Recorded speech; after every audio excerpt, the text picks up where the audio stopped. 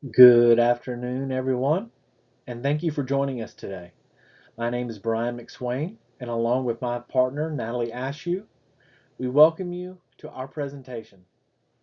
On today's journey, we will be exploring the state of management, primarily during the 1990s, as well as taking a look at the future of the ever-evolving field of management. The source material for this presentation is Chapter 10 and 11 of The Management Century, authored by Stuart Craner, Chapter 9 of A New History of Management, authored by Stephen Cummings, Todd Bridgman, John Hassard, and Michael Rowlandson, as well as some related academic literature that has been peppered throughout our conversation. So let's go ahead and get started. Welcome to the transformative world of organizational management in the 1990s. The 90s were pivotal, marked by sweeping changes across global business landscapes. We witnessed the rise of business process reengineering, which was championed by thinkers like James Champy and Michael Hammer.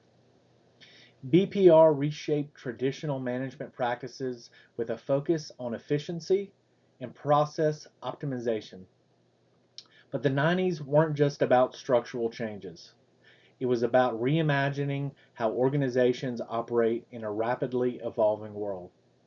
This is a story of adaptation, where technological advancements played a key role, leading to revolutionary approaches in managing and organizing businesses. Let's dive in further to understand how these changes laid the groundwork for the management practices we see today. In this slide, we focus in on the phenomenon of business process reengineering, also known as BPR. BPR is a concept that dominated the 1990s business world. Pioneered by James Champy and Michael Hammer, BPR was not just a trend, it was a radical rethinking of how businesses operate. With BPR, companies began scrutinizing every process, seeking ways to enhance efficiency and cut costs. Although BPR was hailed as revolutionary, it also was not immune to criticism. Resistance to change was common for employees as there was hesitancy around altering established processes. These initiatives also often involved widespread changes across the organization, making them intricate and challenging to manage. BPR required substantial advancements in technology and training, which could create considerable costs for companies. There was also often misalignment between BPR projects and the company's strategic goals. Critics also pointed out BPR's tendency to prioritize downsizing, which overlooked the human element in organizations. This perspective led to resistance and challenges in implementation. However, as BPR evolved, more holistic approaches such as employee engagement and customer satisfaction were considered. Despite these criticisms, BPR's influence was undeniable, marking a significant shift in business process management and setting the stage for future innovations. As the decade continued to evolve, we now explore the significant shift in organizational structures in the 1990s. This era marked a move away from traditional, rigid hierarchies to more fluid, process-oriented models. The transformation was driven by a need for greater agility and responsiveness to rapidly changing market demands. We saw the rise of methodologies like total quality management and lean manufacturing, which emphasized continuous improvement and efficiency. These approaches redefined how companies approached production and management by focusing on reducing waste and enhancing customer satisfaction. It was a period that rethought not just what organizations did, but fundamentally how they operated. Moving forward, we highlight the transformative impact of technology on management practices in the 1990s. It was a decade marked by the rapid evolution of information technology, reshaping the way organizations operated and made decisions. Thought leaders like Tom Peters emphasized leveraging technology for business innovation and flexibility. We witnessed an unprecedented integration of technology in various business aspects, from operations to customer interactions. However, this shift was not without its challenges. It required organizations to continuously adapt and evolve, keeping pace with the fast moving technological landscape. It is also essential to consider the role of technological innovation in bringing about new ways of utilizing products and services. Fred Phillips suggests that innovation is a dynamic circle.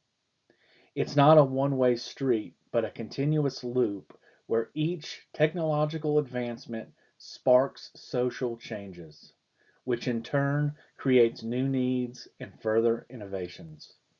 For businesses, this means a shift in strategy. We must rethink how we classify and assess innovations, focusing more on targeted marketing and sustainable product planning. It's about seeing the bigger picture and anticipating the ripple effects of innovation.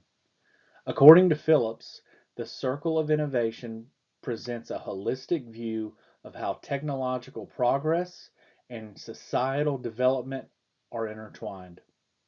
It's a call for businesses to adapt and think innovatively, not just in terms of products, but in our approach to societal needs as well as changes.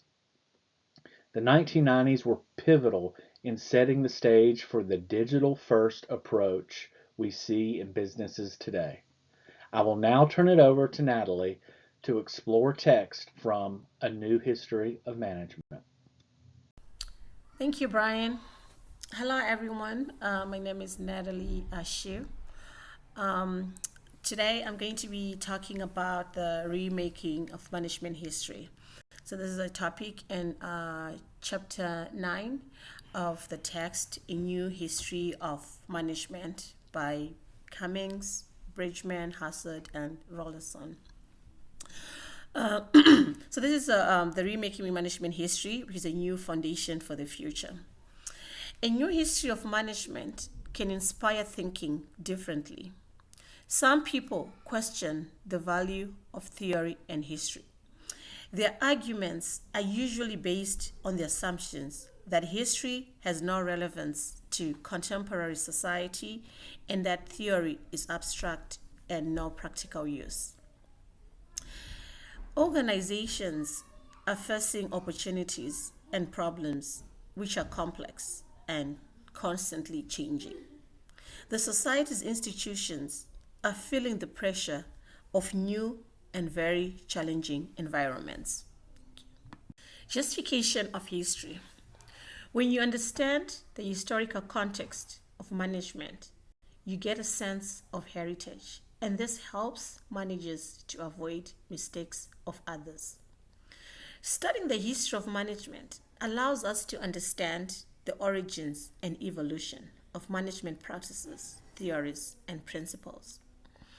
The knowledge that was gained through past experiences should be used as a foundation for future success. Many of challenges faced by modern organizations here have historical antecedents. History is important because it puts current activities in perspective. Theories about management and tell what works and what doesn't. When you understand the evolution of management, it will help current and future managers appreciate where we are now and how we continue to progress towards better management. Understanding the history of an organization can contribute to building its identity and culture. The importance of management can be seen to emerge as we people seek ways to govern and control people, less, not more. Time was spent reflecting on the nature of good management and defines it as being the opposite of force and violence. History tells us that management began when a highly mechanistic worldview was applied to work and organization, but since we've developed a better, more humane understanding, culminating in recent studies about ethics and sustainability.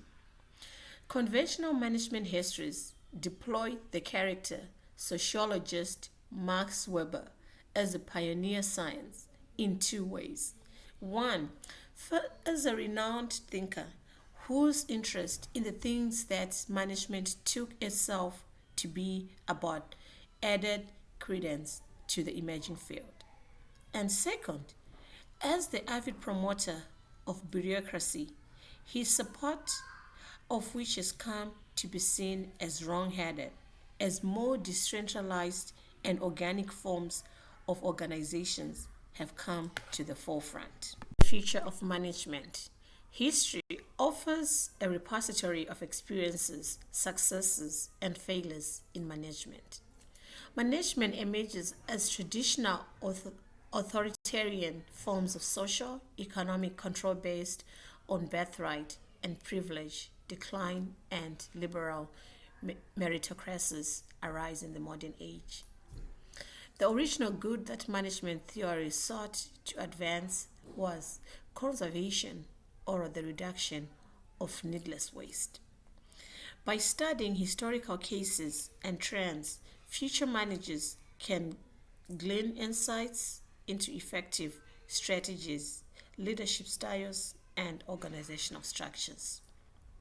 Conventional management theories look back with insight, claim efficiency of performance as management's fundamental aim.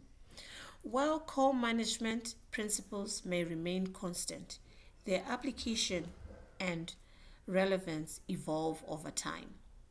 Max Weber was identified in conventional management histories as the father of organization science because he may have been the first person to focus on the emergence of particular organizational forms. In conclusion, new history encourages our belief that instead of a secular process whereby the past is reduced and narrowed in order to achieve agreements, that put the present in perspective, broadening and deepening our thinking about history can occur. Some valid and timely questions were raised, but they failed to provide answers. For instance, the question underlying assumptions as to the roots of ideas of efficiency and division of labor. Yet, they do not account as to why they became important and even dominant since the mid 20th century. Thank you, everyone, for taking time to listen to our presentation. Have a good day.